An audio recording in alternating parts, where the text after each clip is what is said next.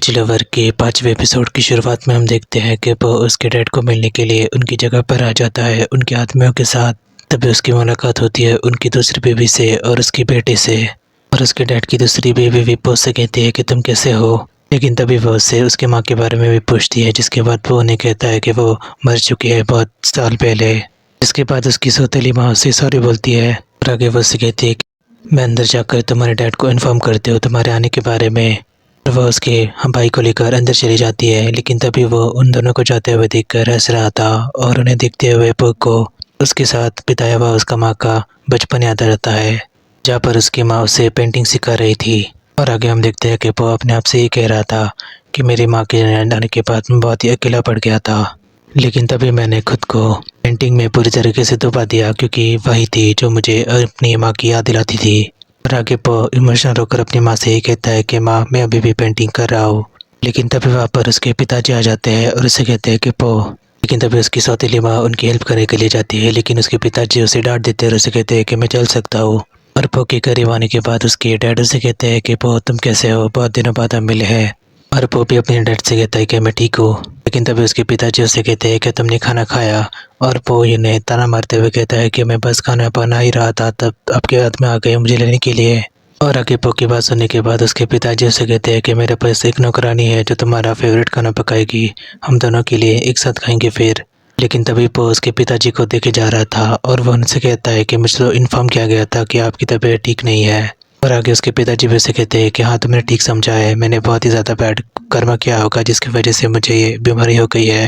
लेकिन तभी उसके पिताजी की बात सुनने के बाद वो भी हंसने लगता है और उन्हें ताना मारते हुए फिर से कहता है कि आपने इतने बुरे काम किए हैं कि आपको याद ही नहीं है अभी तक।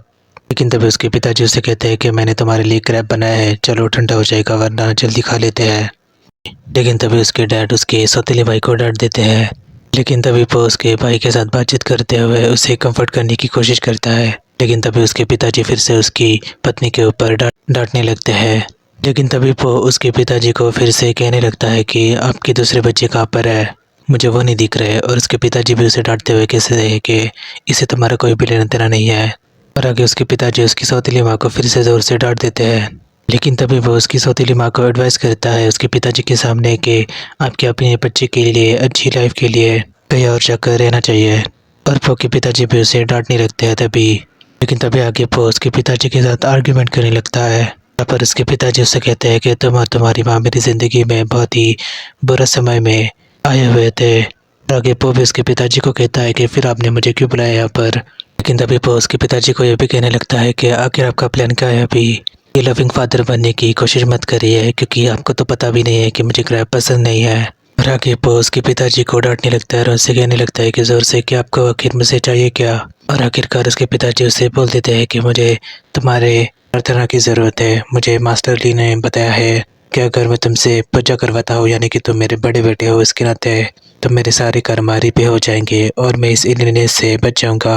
लेकिन तभी वो मना कर देता है उसके पिताजी को। लेकिन तभी उसके पिताजी उसे कहते हैं कि मैं तुम्हें 20 लाख बात देने के लिए तैयार हूँ और उसके बाद मैं तुम्हें अपनी शक्ल भी नहीं दिखाऊंगा। लेकिन वो फिर से उसके पिताजी को मना कर देता है। लेकिन तभी पिताजी उसके वो रकम बढ़ा देते हैं, लेकिन तभी वो उनके ऊपर चिल्ला देता है और उसे कहता है कि आप मुझे कितने भी पैसे दे मैं नहीं करूँगा। और आगे वो फिर से उसके पिताजी को कड़वी बातें बोलने लगता है उसकी माँ के बारे में। लेकिन तभी उसके पिताजी के ऊपर उसे गुस्सा आ जाता है और वो उनका टाई पकड़ लेता है और उसके पिताजी के आदमी भी उसके ऊपर गन पॉइंट कर देते हैं। लेकिन तभी उसकी सौतेली माँ भी उसे कहती है कि प्लीज़ ये मत करना। और आगे वो उसके पिताजी को कहने लगता है कि आप कुछ भी कर ले लेकिन आप मुझसे कुछ भी नहीं करवा सकते। और उसके पिताजी भी उसके आदमियों के साथ वहाँ से चले जाते हैं। और उनके जाने के बाद वो भी बहुत ही इमोशनल हो गया था, जिसके बाद वो ससैन यानी कि पिच लवर को कॉल करके बताता है कि उसके पिताजी ने उसके साथ बहुत ही बुरा बर्ताव किया। और ससन भी उसे कहता है कि अच्छे तरीके से लो और शांत रहो। लेकिन तभी वो उससे कहने लगता है कि मैं बैंकॉक वापस आ रहा हूँ।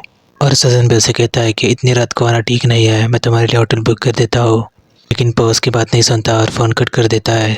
और आगे हम देखते हैं कि वो अपने आप को फिर से रिकॉर्ड कर रहा था, जहाँ पर वह बोल रहा था कि मैंने सोचा था कि इतने साल बाद चीज़ें बदल गई होंगी लेकिन मेरे पिताजी नहीं बदलेंगे, वो भी वैसे ही है। मैंने उसे एक सॉरी का उम्मीद लगा कर रखा था लेकिन मुझे नहीं लगता कि वो मुझे सॉरी बोलेंगे कभी भी। और आगे वो कहता है कि वह किसी को भी खुद को हर्ट करने नहीं देगा।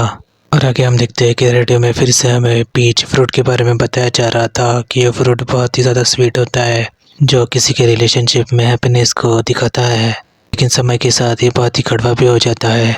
और फिर से उस फ्रूट को पोके और पीच लवर के रिश्ते के बारे में कनेक्ट कर दिया जाता है कि उनका रिलेशनशिप बहुत ही हैप्पीनेस में शुरू हुआ था, लेकिन अब उसकी कड़वाहट आनी शुरू हो गई है जहाँ पर वह दोनों ही पेन में है।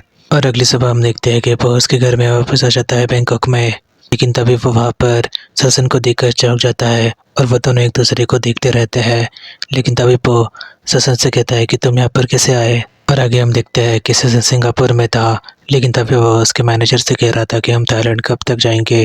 और आगे वो उसके मैनेजर को चिल्ला कर कहने लगता है कि मैं किसी भी हालत में थाईलैंड जाना चाहता हूँ, जल्द से जल्द।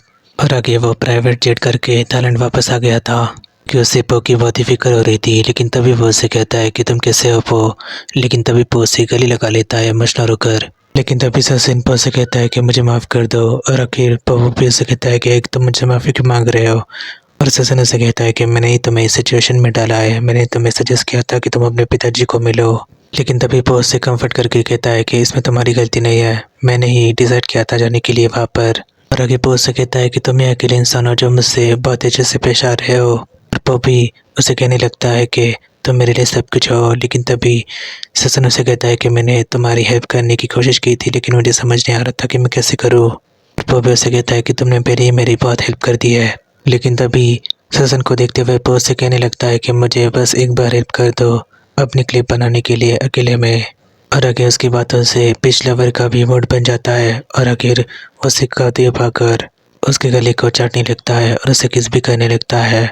और वो भी उसे एंजॉय कर रहा था और अपने मन में ही कह रहा था कि मेरी यही सच्चाई है, मुझे ये पसंद है कि मुझे बस सिसन चाहिए, यानी कि पिच लवर। और आगे हम देखते हैं कि वो फिर से उसी के बारे में सोच रहा था जो उसके पिताजी के साथ उसने किया, जिसको लेकर वो सैड था। लेकिन तभी पिच लवर यानी कि ससन उसे कंफर्ट करने की कोशिश करता है। लेकिन तभी वो उसकी तरफ देखकर कहता है कि यार तुम मुझे खुश कर सकते हो। और पिच लवर भी उसे कहने लगता है कि क्या ये सही रहेगा अभी। और वो भी उसे कहता है कि हाँ, जब भी तुम मेरे अंदर होते हो मैं सबसे ज़्यादा खुश होता हूँ। और आगे पिच लवर उसे कहता है क्या तुम श्योर हो पूरी तरीके से। और वो भी उसे कहता है कि हाँ। और आगे वो दोनों एक दूसरे को फिर से किस करने लगता है, जिसके बाद वो भी बेड के ऊपर चढ़ जाता है अपना शर्ट उतार कर। आगे वो भी पिच लवर को एंजॉय करने लगता है, जिसके बाद पिच लवर भी अपना शर्ट निकाल देता है और वो को किस करने लगता है बेड के ऊपर। और आगे पिच लवर भी उसके साथ करने लगता है और वो भी उसे बुरी तरीके से एंजॉय कर रहा था। और आगे हम देखते हैं कि उनका हो जाने के बाद पिच लवर उसे कहता है कि अब तो मैं ठीक से नींद आएगी। और वो भी उसे थैंक यू बोलता है। और आगे ससन उसे कहने लगता है कि मैं तुम्हारे लिए कुछ भी कर सकता, मैंने तुमसे ये बात कही है, लेकिन मैं यहाँ पर रह नहीं सकता, क्योंकि अगर मैं यहाँ पर रहा तो मैं ऐसी हालत में देखकर मुझे काम नहीं करना पड़ेगा और मेरा मन काम में बिल्कुल भी नहीं आएगा। और आगे वो भी पिच लवर से कहता है कि तुमने अपना काम बहुत अच्छे से किया है, तुम्हें मुझे सॉरी करने की ज़रूरत नहीं है। और ये बात पिच लवर यानी कि ससन को भी अच्छी लगती है। लेकिन तभी जब वो दोनों एक दूसरे को किस करने के बाद फिर से सोने जा रहे थे, तभी वो फिर से पिच लवर के अंदर हाथ डालने लगता है, जिसके बाद वो से कहता है कि अगर तुम ऐसा करोगे तो अच्छे से सो नहीं पाओगे। लेकिन वो रुकने का नाम ले नहीं रहा था और वो उसे चेस्ट के ऊपर लिख कर रहा था। लेकिन तभी ससन से कहता है कि बस करो भी, अब तुम सो जाओ। और आगे हम देखते हैं कि वो दोनों ही सोफे के ऊपर बैठे हुए थे और वो भी ससन को देखे जा रहा था। लेकिन तभी वो उसे कहता है कि अगर तुम ऐसे ही देते रहोगे तो मैं सिंगापुर नहीं जा पाऊंगा। लेकिन तभी वो उससे कहता है कि आखिर तुम इतने जल्दी में सिंगापुर से यहाँ पर क्यों लौटे। और आगे ससन भी उसे कहने लगता है कि क्योंकि मुझे तुम्हारी बहुत ही फिक्र हो रही थी। और आगे हम देखते हैं कि वो उससे ऑफर करता है कि वो उसके साथ यहाँ पर खाना खा सकता है, और वो भी घर का बनाया हुआ, क्योंकि वो रेस्टोरेंट में जाने के लिए बहुत ही लेजी है। और ससन पे मान जाता है और आगे वो उसके मैनेजर से कहता है कि पो के लिए खाने की सामग्री लेकर आओ ताकि वो कुक कर सके।